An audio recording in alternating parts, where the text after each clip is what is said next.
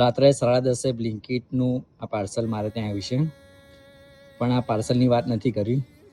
Parcel પાછળની જે story છે એની વાત કરી છે. આ પાર્સલ મને આપવા આવ્યા હતા નિખિલભાઈ. શું નામ તમારું? નિખિલભાઈ ને? સાચું નામ કીધું ને મેં તમારું? નિખિલભાઈ, રાતના 10:30 વાગ્યા ને તમે સાયકલ લઈને લગભગ અહીંયાથી 1.5 કિલોમીટર જેટલું દૂર હશે ને બ્લિંકિટનું શોરૂમ.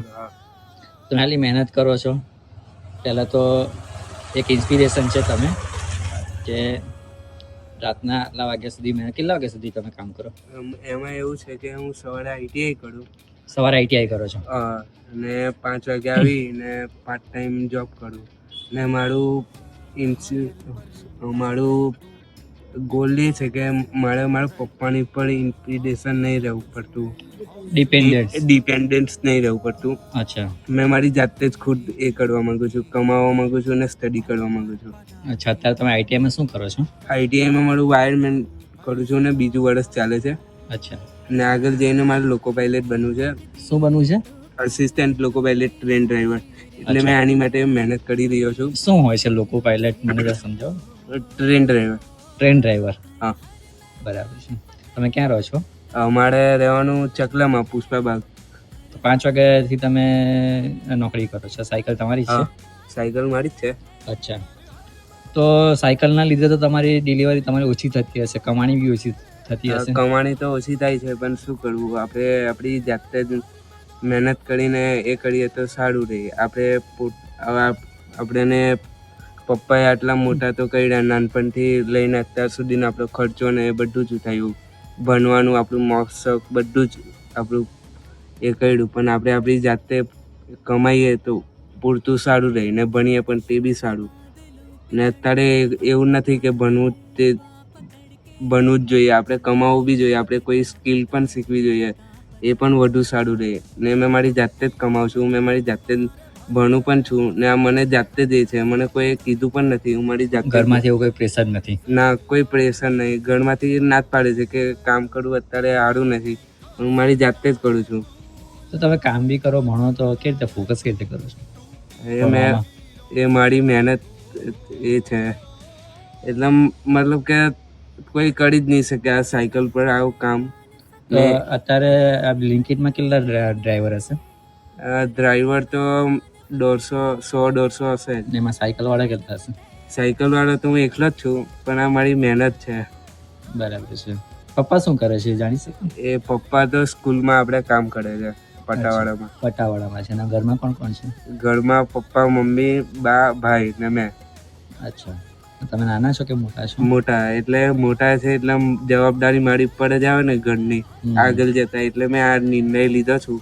ને સ્ટડી પણ કરું છું ને કામ પણ કરું છું.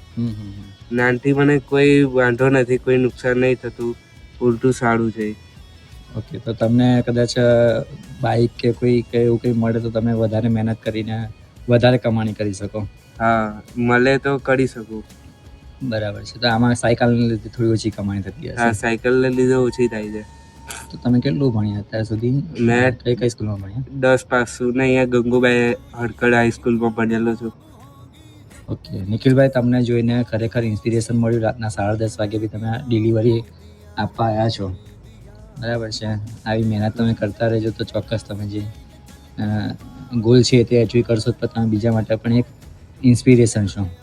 તમે કોઈકને કંઈક કશું તમારી ઉંમરના લોકોમાં તમે જે અત્યારે વાત કરી ને, તો એક મેચ્યોરિટીની અલગ લેવલ મને દેખાયું.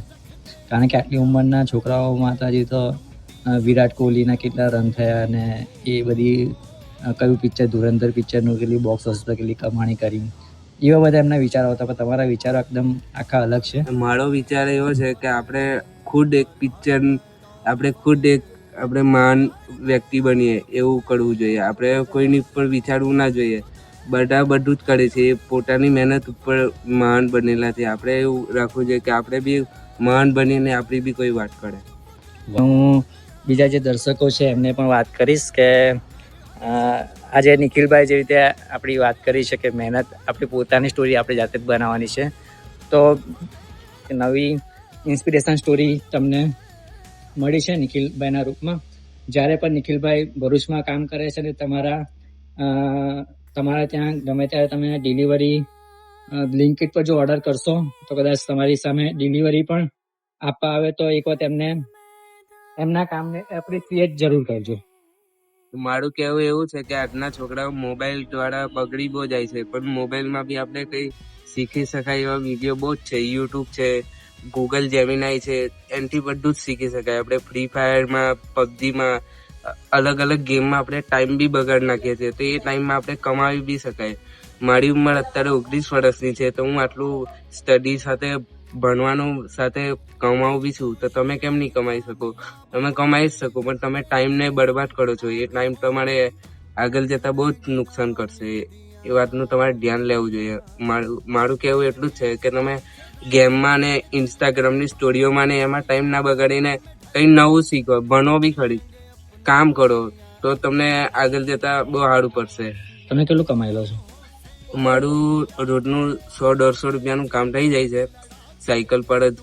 પણ અત્યારે આપણે ઘરની હાલત જોતા ગાડી લેવાય એવી છે નહીં, તો બી મેં મહેનત કરીને સાયકલ પર કામ કરી લઉં છું. અને એ મારી જાતની ખુદ મહેનત જ હું કરું છું. મને કોઈ આગળ કોઈ શીખવાડવાવાળું બી નહીં, ને કોઈ કહેવાવાળું પણ નહીં. મેં મારી જાત મહેનત જ જિંદાબાદ છું. મને કોઈ કીધું નથી. હું અત્યારે તમને સાચી વાત કહું તો હું 10મામાં 3 વાર ટ્રાયલ આપેલી છે અને 10 પાસ કરેલું છે. એ મારી મહેનત છે. મને વિશ્વાસ જ નહોતો કે હું 10મું પણ નીકળી જઈશ, પણ મેં 3 વાર ટ્રાયલ આપીને પાસ કરેલું છે અને પ્લસ ITI કરું છું. મારું આગળ જઈને ઇન્ડિયન રેલવેમાં જોબ લેવાની એ છે, સપનું છે. એ મારે પૂરું કરવાનું છે, એટલે મેં મારી મહેનત પર જીવું છું. તમારી પહેલી જોબ છે? આ મારી ફર્સ્ટ જોબ છે. ઓકે, આઈ વિશ કે તમારી પહેલી જોબ છે અને છેલ્લી જોબ તમને જે ઇન્ડિયન રેલવેનું સપનું છે એ પૂરું થાય. હા, થેન્ક યુ. વેલકમ.